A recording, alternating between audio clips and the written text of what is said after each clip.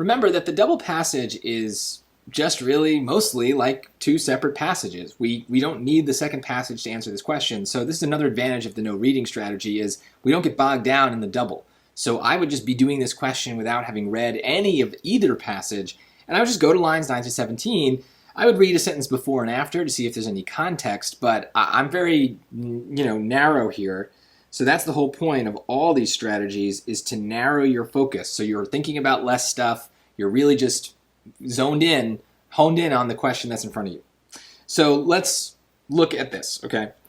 Convened in Sydney by the Australian Centre for Space and Engineering Research, the event brought together mining companies, robotics experts, lunar scientists, and government agencies that are all working to make space mining a reality. So I know it's before the line reference, but we're getting the context.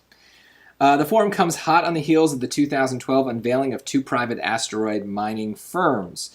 Planetary Resources of Washington says it will launch its first prospecting telescopes in 2 years, while Deep Space Industries of Virginia hopes to be harvesting metals from asteroids by 2020.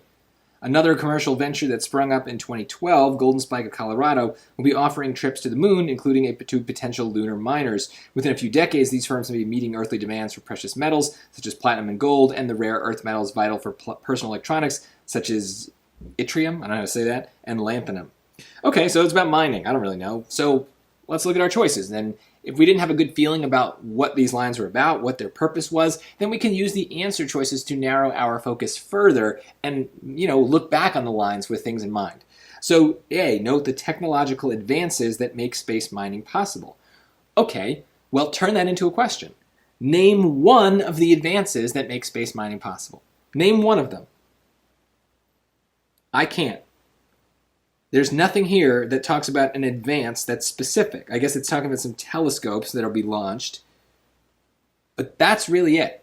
So that's not a good sign. So what narrowing your focus does, it lets you notice words that you wouldn't otherwise pay attention to and start to question them and compare them to the lines. So I do not have any advances here. B, provide evidence of the growing interest in space mining. Okay, so are people interested in space mining?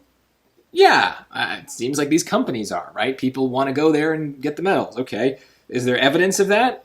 Well, I guess, yeah, these companies exist. They wouldn't exist if there wasn't interest in space mining. So notice I can ask questions about this choice and I can get satisfactory answers based on what I read.